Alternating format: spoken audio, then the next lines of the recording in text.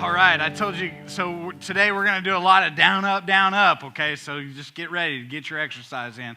All right, so I'm not supposed to be up here by myself. Where are we at? We got Ashley, come here, and who else is, there we go. They're coming up. Come on up. All right, so the first thing we're going to do is we are going to highlight our affinity groups, and so that's our men's, our women's, our seniors, and then our next gen. And so we have seen a lot that God has done over this past year. And so we just want to start with the women's ministry. Barely gave me time to get my ear things out. I know, right? I'm trying. Hi, guys. My name is Ashley Posey, and I'm the women's ministry coordinator here at New Life. This is my second year to oversee that ministry, and we've been so blessed. It's like so easy to celebrate today because we truly have seen so many blessings and growth in this ministry. So I'm kind of going to, well, you'll see the pictures up on the screen of some of our events. We've done 3 so far. We're about to have our 4th. So our first event was July of 2024. We did like a paint and palette night, and we had, I think, 35 women back here in the Commons. It was super fun. We had a great time. And then last year we had our Christmas party in December. We had about 50 women. We rented a tent, a heated tent at the Festival of Light, and that was so fun. It was a blast. It was super fun. Had dinner. Cammie gave us an amazing devotion, and we just had fellowship and a ton of fun. And then in October, like that's a picture from there, we did sweet tea and sweater weather. Nobody could get the name right. We were calling it sweating sweaters and. Yeah, okay. Brian has been trolling me for the name of that event, and he's sure. never going to let it die, you guys. Yeah. It was super fun. And we had 56 women at that craft night, which was so crazy. We were planning to have it in the Commons, and last minute we had to move it over to the gym because we needed more space, which was just incredible. So we had a super fun night. Jackie did amazing, had an awesome craft for us to do. And the cool thing about that event was I didn't know probably half of the people there. It was a lot of new faces, which was so awesome. So our next event is coming up in December 14th, our Christmas party, and I'm calling it... What do you got? Fa la la and lattes, okay? Oh, we're going to have fun and with so that. We're going to have fun with that. Okay. I wanted to make that announcement today. The next event is fa la la la la la la la la latte. I know. Okay. So I'm just waiting for all the ways that can be like turned around and messed up or whatever. But it's going to be super fun. We're going to have dinner. Angie Lewis is coming to be our speaker, and we're doing an espresso bar at the depot. It's going to be so fun. And so that is kind of our main thing for women's ministry is connection. We want to put together, my team and I want to put together events that you as women can come to, and you can invite your mom, your sister, your coworker, your bestie on the basketball team, whatever. And so we want you to invite people. So we're planning for 75 to 100 people at that event. 7,500 people? Wow. No, Brian. That's faith right there. I mean, wow. that'd be amazing. Fa la la la la. All right. We're planning for 75 to 100. Oh, 200. Okay. That makes sense. Which will be great. So if you haven't been to one of our events, please come. It's super fun. All the stuff will be coming out for that within the next week. So we've had a great couple of years. So Good. Well, I had Ezell. A lot of you guys know who Zell is, and Sean McClanahan up here for the men's ministry to report on that. But and they said yes, they would do that. And then they told me last week, we're going camping, so they're not here. So I'm throwing them under the bus to let you know that they're not here after they said they would be. But they lead up our men's ministry, and man, I'll tell you what, guys are a little bit different, right? Like, we want to go out and shoot stuff and things like that, whatever. So it was funny because the first event that they did was called Barbecue and Bonfire. Well, if you remember, it was super dry, so they wouldn't let us do the bonfire. So it was kind of, the barbecue and non-bonfire. And then we went out there and had fun. And we shot some stuff around. And I was told you guys this before, but I'm going to bring it up again.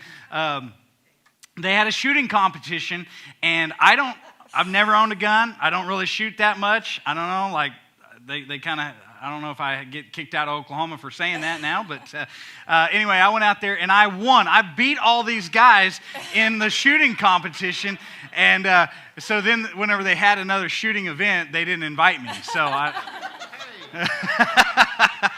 tired of losing, I guess. So no, it's great.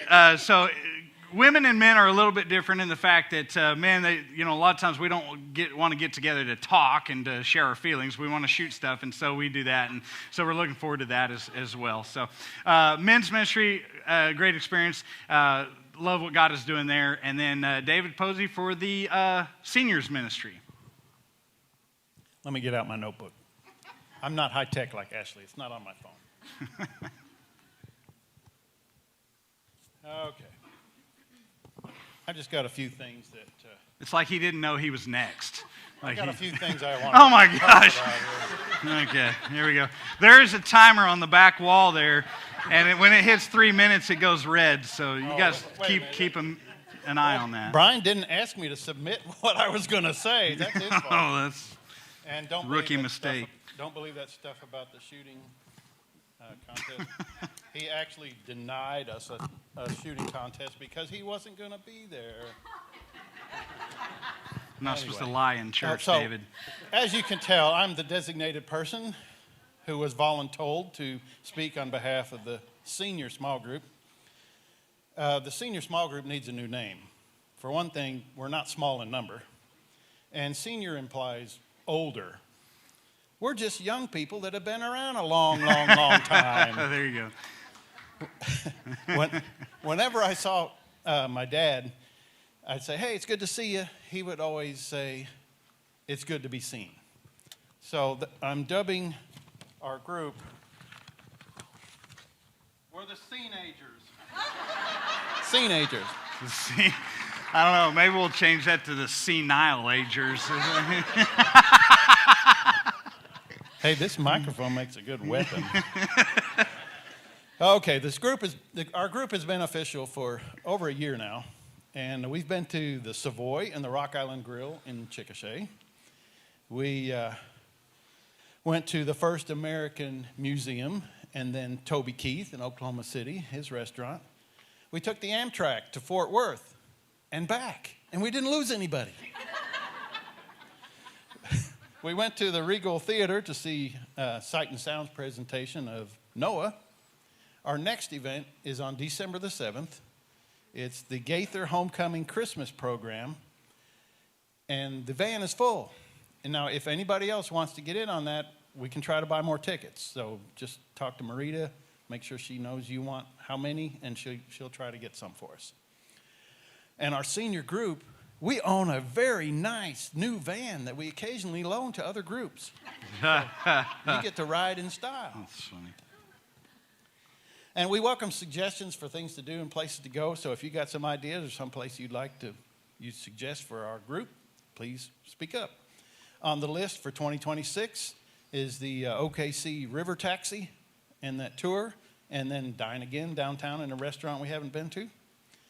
And Charlotte and I had thought about doing a birthday party for the seniors, but the candles cost more than the cake.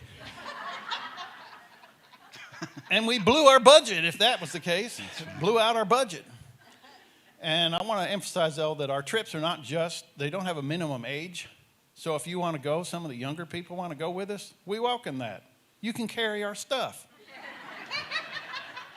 Seniors 2026. Well, there you go.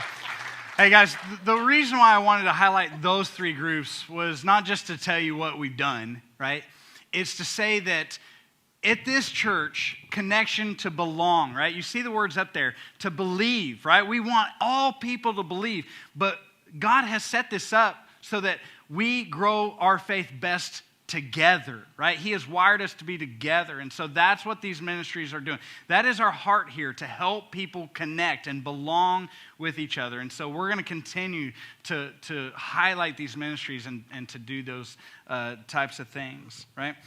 Cindy is a volunteer in our kids ministry, and so I've asked her to come up and share a few words about our kids ministry, which has just really, I don't know if you guys know this, but it just has really grown this year and just really branched out and done some new crazy things. I don't want to steal your thunder, but man, what an amazing thing that is happening back there right now as we speak. This year, back in the kids, if you haven't been back there, even just to look at the room, it's been redone, so we have a rock wall for the kids. We have carpet ball, and it's just an area that they can feel comfortable in, and it's, you know, just exciting for them. I think when they come in, they feel like it's their space that they can enjoy. So this last year has been so much fun with them. We've grown. Logan has done an amazing job in organizing it, coming up with ideas, just, you know, to make it a good time for not just the kids, but for those of us that volunteer back there as well. We have had some of the 2025 events we've had has been Snow Cone Sundays, PJ and Donut Days, Candy Palooza, and Color Wars. I think they really, really loved because they got Absolutely. Yeah.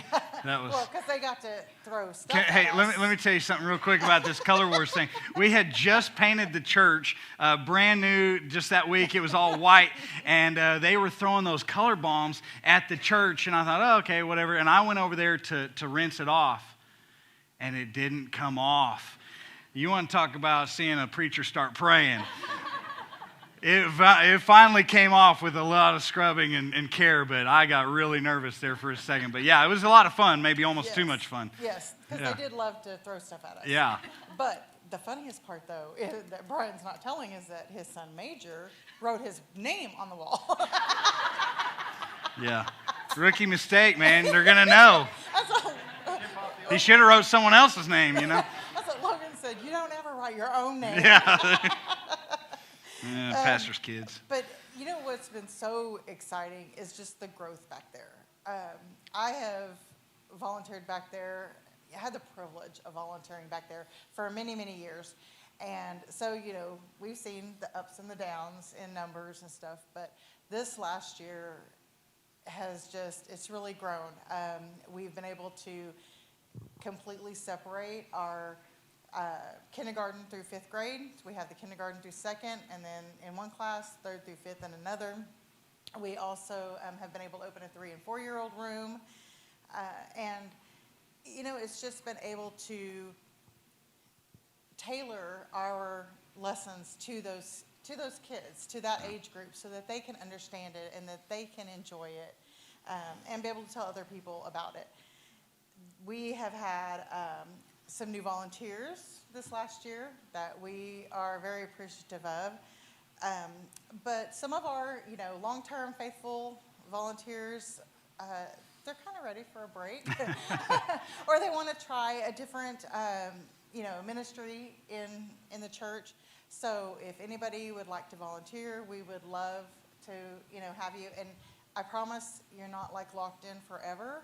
If you sign up and you decide, hey, you know, maybe this class isn't good for me, but I want to try a different class, Logan is very accommodating, and we welcome all the help we can get. And if you're scared to teach the kids, which I was, because I was so afraid they were going to ask me something I didn't know, but that's okay. If they do, you just say, I don't know, and you go on. And, you know, you either get them the answer, or you know, we'll sit down even together and say, let's look this up, and come up with the answer. But the lessons, Logan has them so set out for you that I honestly cannot even explain how much fun it has become. It really has. It has become a lot of fun back there with those kids. Let's see what else we have.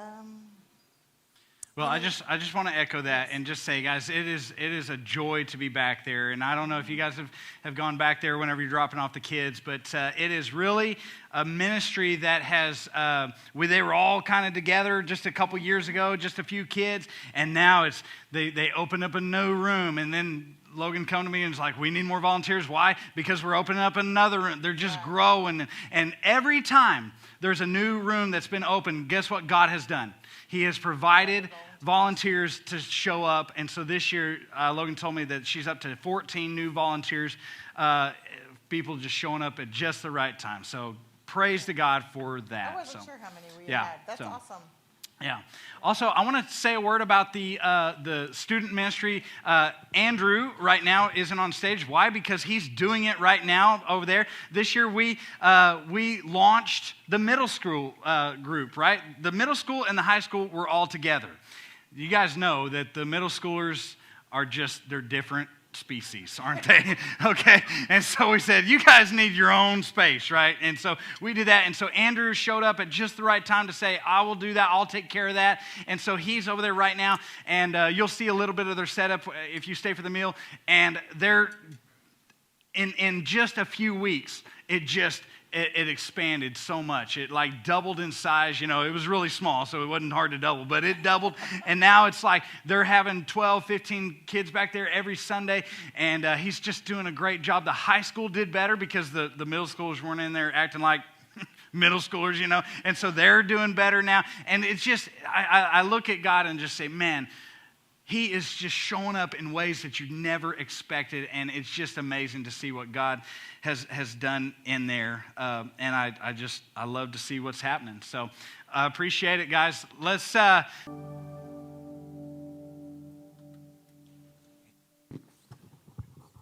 Good morning. Great to see everybody here today. We're going to come to our time for communion. Communion is really the central point of our service, because it's the focal point of why we are and who we are, and that's children of God. We come to celebrate that Jesus Christ is God who came to earth to live as a man, dying on the cross for the atonement of our sins, and was resurrected, conquering both death and sin for those who put their faith in him. We are made in God's image, and we know that God is love. But love doesn't exist in a vacuum. Love is a connection between two or more. Love is shared between God and each believer and shared between Christians and believers. 1 John 3:1 says, "See what great love the Father has lavished on us, that we should be called children of God, and that is what we are."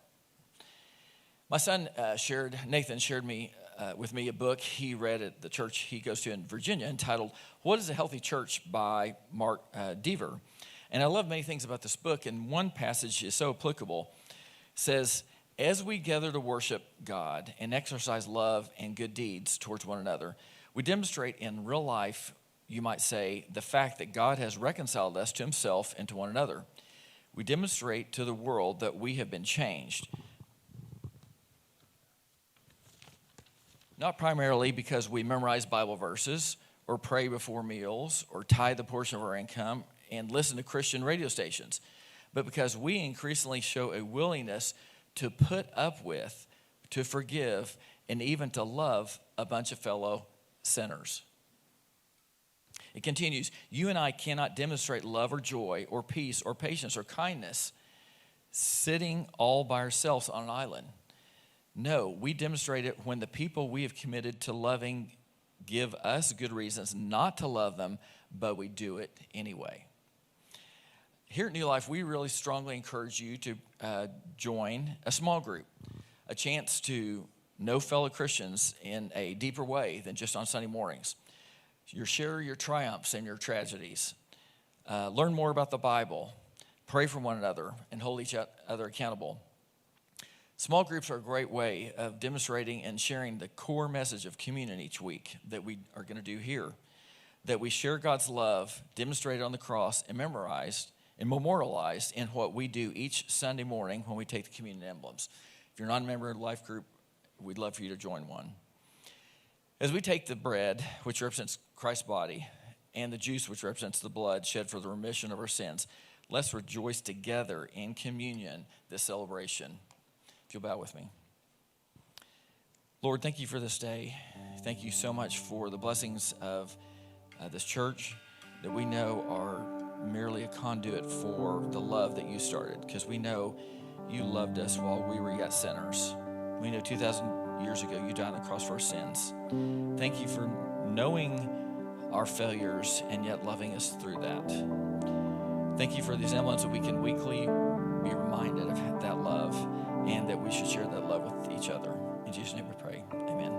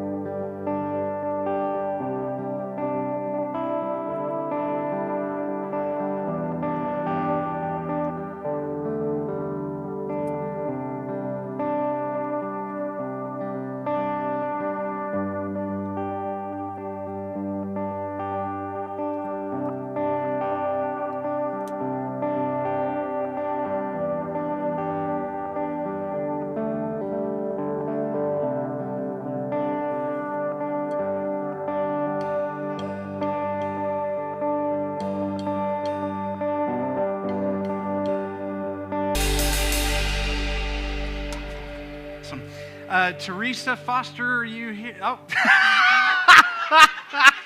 You are good. You are awesome. Yeah, very good. Very good. Yeah, there you go. Well, Teresa's going to share in a moment about our prayer team and some of the care ministries that we've been doing here. But before she does that, I want to share a little bit with you about our financial situation here at the church. I got to be honest, guys. Whenever I first got here a few years ago, I was looking at it, and it was pretty, it made me a faithful man, right? I just had to trust because it just, honestly, it did not look great financially here at the church. And we were struggling. We were getting by, but it was like, it was coming up to the line every time. And man, it's so much different now. It's so pleasing to see what people have responded in their faith to God, right? And so now, we got here and there was like just a few days worth of money in the bank, but now they've got 2 months in the bank. Our elders and our finance team has done such a great job of stewarding that money. And so now there's that. But here's where I really got nervous. Last summer, we were supposed to, you guys built this big gym over here and took a loan to do that, whatever, and that was great. We're using that like crazy right now, and the middle schoolers especially over there every week. It's awesome to have that. But there was a loan that we had to pay on that, and we had a very good interest rate on that. But we had to re-up the interest rate last summer, and as you guys know, the rates are crazy, right? So it was going to go from like 2 or 3% to like 7.5%. And we were already struggling. And I was like, God, how are we going to do this? Honestly, I don't know. Like, have you ever been in those moments where if God doesn't show up, you're messed up? You know what I'm saying? Well, we were there, and out of nowhere, I get chills just thinking about this. Out of nowhere, our elders found a way to take that 7.5% and lower it all the way down to 0% interest. Whenever we were going to go and try to figure out how to pay 7.5%, it went not up, but it went down to 0 because they found some people that would privately fund this, and then they would give all the interest back to the church as a gift. That has saved us over $30,000 just since that we would have paid to the bank. $30,000. Now, instead of, and because of that, it lowered our payments, but our elders were like, man, let's not do that. Let's just take that and just keep paying. And so now, all of a sudden, now the time to pay that off has shortened dramatically, and it's already down $55,000 lower than it would have been had we been at a different interest rate. That's $63,000 debt reduction in just 10 months. $63,000, right? I think that's amazing. So guys, I'm looking and I'm just like, I know that today's not a traditional day, and you may have showed up and you're, maybe disappointed that there's not a regular sermon. Some of you guys are glad that there's not a sermon today, But man, this is the sermon that God shows up whenever you least expect it. And man, I think that some of us just need to be reminded of that He knows, He sees, and He cares. And He will show up when you least expect it. One of my favorite stats in all this is that there are givers in the church that are engaging. And here's what I mean by that. We have givers at different levels all the time. We have had this year 27 new givers that have just started giving for the first time. I don't ignore that because that is saying a message that for the first time you're putting your trust in God, that you're doing something, that you're giving out of a response of gratefulness to God. And then we've seen people that are giving gifts, just kind of one-time gifts, move into a regular pattern of giving. That's a habit. And that's to be celebrated because now you're trusting God. You're trying to be obedient to what He's saying to do. Then we've seen some people that are regularly giving move into tithing, a 10%, right? That is a substantial part of your income. And we've seen people do that this year. And then we've also seen people that go from tithing to really sacrificial giving. Now, for me, tithing is sacrificial, right? But then there's other people that have gone beyond that. And I think that is amazing. I really love seeing how there's 100% engagement. That's always the goal, for that everybody would trust God and obey Him in that. So that's all of that is a lot to say, but I'm so grateful for what God has done there. So Teresa is going to talk about our prayer team ministry and some of the care things. Yeah, and I'm going to use my technical equipment right here as well. Oh, there you go. Yeah. I have to because they put me in this position, so I had to stick to 3 minutes, and then Brian just used up over a minute of my time. Oh, shoot. So, but I've got things to say, so I'm going to go down this list.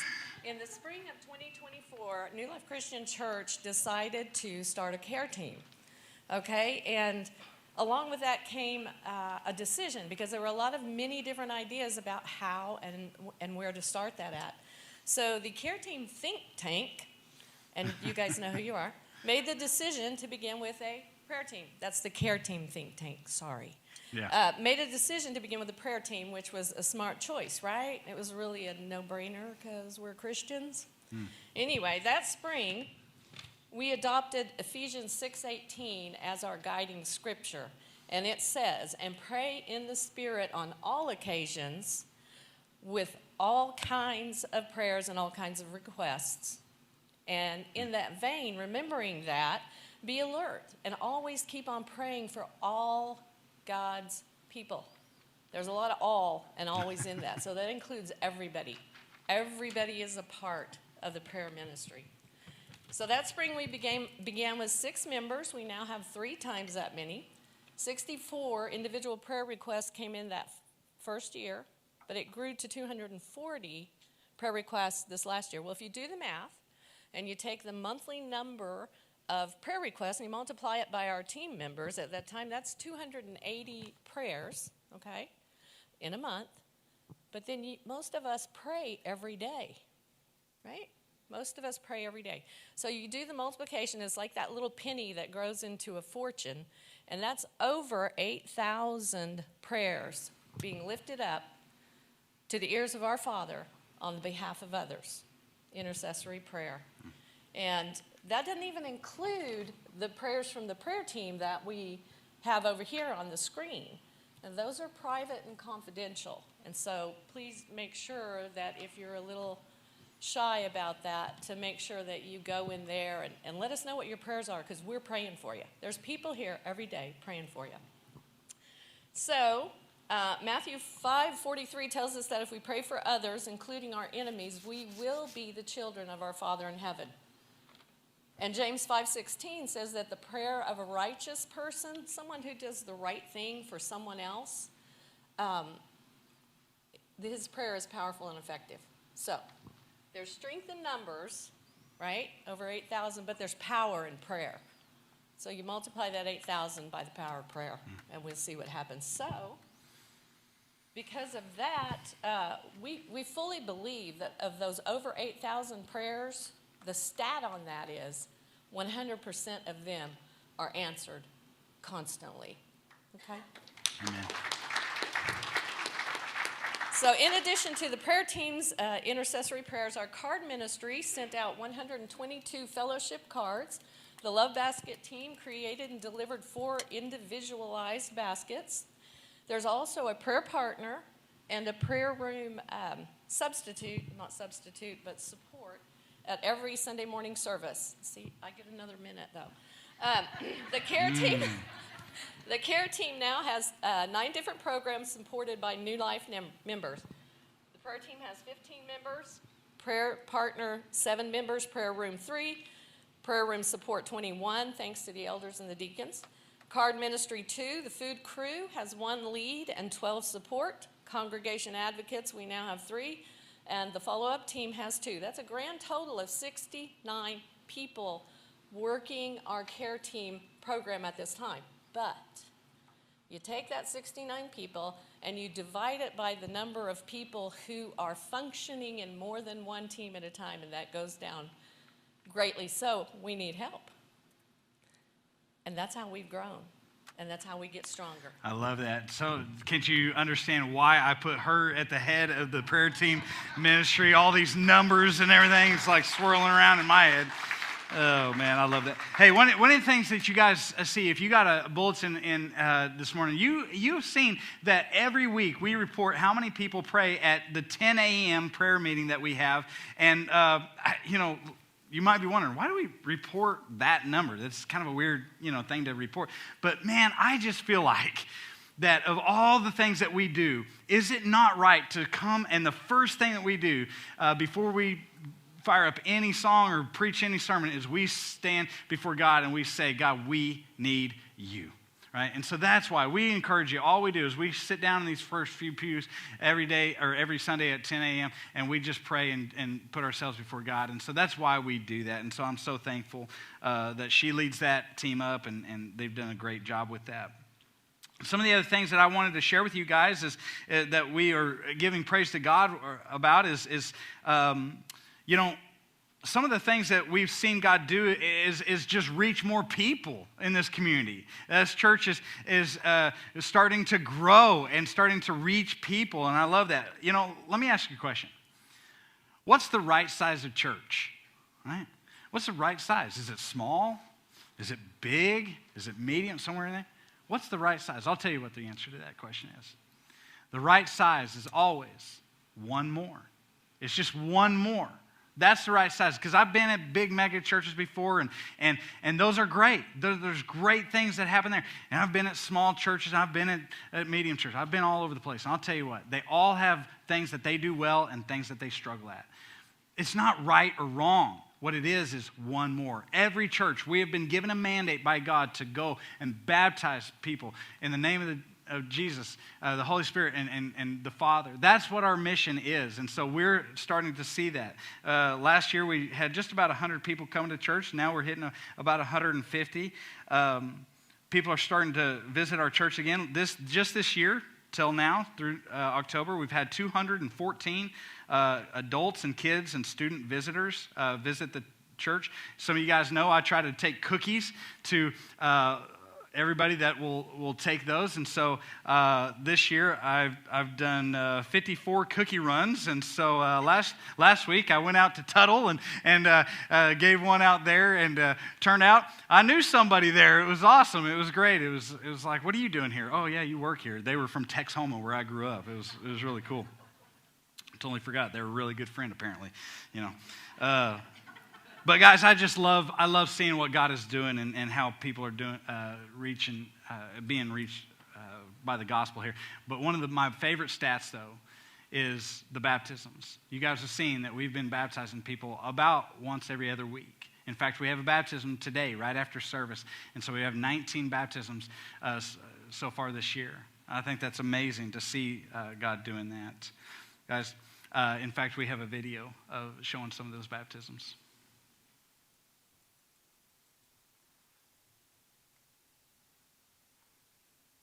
I think. No?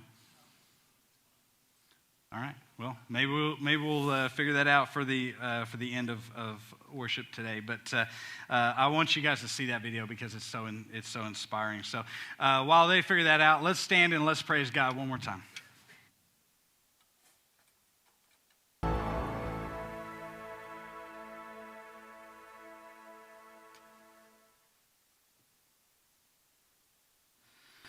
All right. Taylor, he does a lot of singing, but he doesn't do a lot of talking, and so we invited him to talk about some of the things that, honestly, he's been kind of heading up a little bit here. Yeah, for sure. So I'm going to be talking, can we actually bump over to facilities for a second? So I'm going to be talking about facilities today, and I've been kind of, like he said, leading up a couple projects on that. And we just want you guys to know that there is stuff happening. I think Brian said somebody came up right after we painted the building and they said, is something different? So I'm here to tell you, yes, it is different. Yes, it is. It is absolutely different. So that is the building before paint. Now that's after paint, okay? Right? So a fantastic job on that. It just brought new life to the building, right? No pun intended. And if you notice above that, if we can go back one, you'll see an awning sitting up above that. Actually, we just got those awnings done, and this has been, how long have we been working on that project now? Months and months. Yeah, months and months. So We had somebody fabricate them up because they were way too expensive if you bought them off of like the online stores. So we went with a different route and found a way to kind of do it ourselves and keep the costs down on it. Just got them painted and hung. There's one here and one over there. And we think it adds a lot to the church as well. And the last thing I have, if we punch over to that next slide, hey, look at that. Magical blinds, all right? They just rise on their own and they come down. Our pickleball group that plays over there actually funded that project for us. We said, if you guys pay for the blinds, because if you don't know, it's a senior group that plays, and I'm told that, people were getting hit by stray pickleballs because they couldn't see them coming in. So we said, if you guys will pay for the blinds, we will handle installing those and getting them in and everything for you. So super cool other project that we did out there. And last but not least, I don't have a picture of it, but when you walk outside today, look at the parking lot. You'll notice that it looks a lot better than it did. Something I didn't realize, Brian informed me of, is that asphalt parking lots, after about a year of sitting, they have to be sealed. I don't think anybody at New Life knew that because it never got sealed after that first year that we put that new parking lot in out there. And it was starting to crumble, and it was starting to look pretty disrepaired, right? So we had a crew come in and do that, and it got remarked, and I think it looks a lot better as well. And if you didn't notice, a couple other churches around town, after they saw it done, they hopped on it. Yeah. I think my dad's over there. He's on the committee that is in charge of that at that other church, all right? All right, and last but not least, I just wanted to kind of, I'm going to hand it over to Brian. Yeah, I think it's really important because the way things look sends a message. Whether you like it or not, everything sends a message. And so I think it's important for us to put our best foot forward into the community. And so we're working on doing that. Speaking of community, I love that this little church right here, has such a big impact into the community. And what I'm talking about is you guys know that every Thanksgiving, on Thanksgiving Day, many of you guys come and you show up and you pack, cook, and deliver Thanksgiving meals to people who need those. That's a big commitment on Thanksgiving Day. Well, last year, we did 500 meals all across the community, and we had to cut it off at 500 because that's what we had. There were still people calling. We actually couldn't deliver to all the people that wanted it or needed it. So this year they upped it to 650. Guys, and I don't have to remind you that, if you've been watching the news, that's going to be probably needed more than ever. So I'm hoping that 650 gets it. But that's a big undertaking for a little old church like this, but they do it. And you guys make that impact into the community every single year. Let me just say this really quickly. If you're somebody that this whole government shutdown or whatever has affected you, talk to us. We can't always promise everything, but man, we help where we can. And so if that's you, come talk to us. Maybe it is just getting a Thanksgiving meal, or maybe it's something more substantive that you need help with, but please come talk to us. Well, also, one other thing that this church does every year is called the 25-cent clothing sale. And what this is meant to do is not to have just a big fundraiser. That's not what we're selling every piece of clothing for 25 cents. And what it's meant to do is help the community as we get back to school, have some new clothes and to dress their kids for school and do those types of things in a way that they can afford it. And this last year, they sold 3,400 items. That's a lot of items that you guys donated. Then you guys came in and sorted them all, and then you guys came and helped sell those things. But 25 cents adds up, whenever you're selling thousands and thousands of things. And they take that $900 that they make, and then they turn around and then they double impact. They give it to teachers that go to this church, and they say, here you go. Here's a couple $100 just to help fund stuff for your classroom. And so I love that this little church is able to do something really big, that God does that through this place is amazing. And we're about to do it again here in a couple weeks for this Thanksgiving. I love that. in just a minute, we're going to, or actually go ahead, you guys can go ahead, where I'm going to have these guys pass the offering bags. You guys know that normally we do that with communion. But this is how, whenever you place your trust in God and you give, this is the type of things that happen. We've listed all these things all today. We've told stories. We've shown pictures. We've given names. All this happens because of the generosity of God's people. This kind of impact is able to be freed up because of that. And so at the end of all of this, I just want to say that God has blessed this church to go and make disciples of all men, baptizing them in the name of the Father, the Son, and the Holy Spirit. And that God is at work here at Chickasha. And He is at work here in New Life. Guys, when I first came here, this church was struggling. It was hurting. It was in a place that you had a lot of challenges in the very recent future. And whenever I got here, I heard the stories that people were telling me, and I was astonished. I couldn't believe that this church was still alive after going through all of those challenges. I was amazed, and here's what I came to realize really quickly here. That there is nothing short of the fact that the only reason that this church survived was because God wasn't done yet. That God still had a story at this church. And I want to tell you something. This church may have been dead, but guess what God is in the business of doing? Raising things back to life. And He has given this church new life. And I love, and there is a pun intended for that, because that's what God has done. God has brought new life. And this thing just feels like God. And you can just see God moving in ways that we never expected. And all the glory goes to God. Did we get that video? I want to show you this video because it all comes down at the heart of what we do to this. Watch this.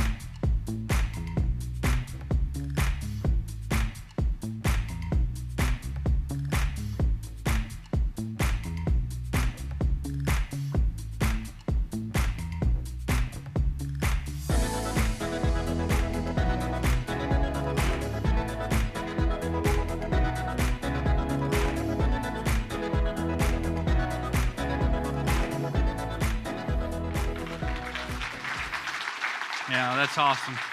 And like I said, right after service, we got another one that we'll be doing. We'll show you that video next Sunday as well. It's amazing what God is doing here. Hey, as we wrap up, I want to give you a couple of announcements here today before we go. The first thing is that the Make, Bake, and Grow meal. This is our birthday Sunday. So today, New Life is 42 years old. 1983 was the year that we started. And so happy birthday, New Life. You look good for your age, okay? And so we always, every year we celebrate with a Make, Bake, and Grow meal over here right after service. And so people make stuff, bake stuff or grow stuff and auction that away. Listen, if you didn't make, bake, or grow anything, but you still want to come over and eat fried chicken with us, this is your lucky day, okay? So come on over. We're going to have a meal. We'd love to sit down with you and eat with you there. One instruction I was told to make very clear is don't wait. Go in there and just get in line and start eating. Don't wait for anybody to get in there and kind of say it's go time. Well, guess what? It's go time, okay? And I'll bless the food right now before we go. But also, we talk about the Thanksgiving meals that we do.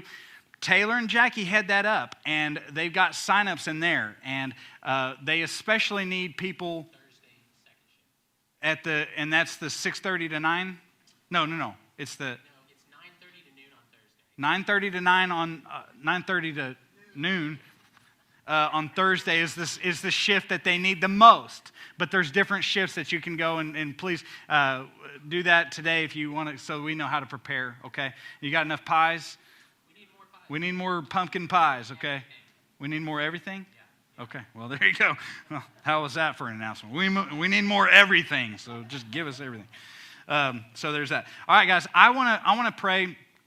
Just giving praise to God. I'll also bless the food there. But guys, I'm struck by the fact that God's not done here. And there's a story that has been written, that is being written, and will be written here through God's work in this church. But also individually as well. I'm looking at all these different faces right here. And man, I know almost all your names. And I know your stories. And I know that God has been writing a story in your life, and He has a story still to be written. And we trust that God's going to show up, not only in the story of New Life, but in your story as well. And even when it seems like He's not showing up, we still give thanks because we trust that He will in the right time. So, let me pray.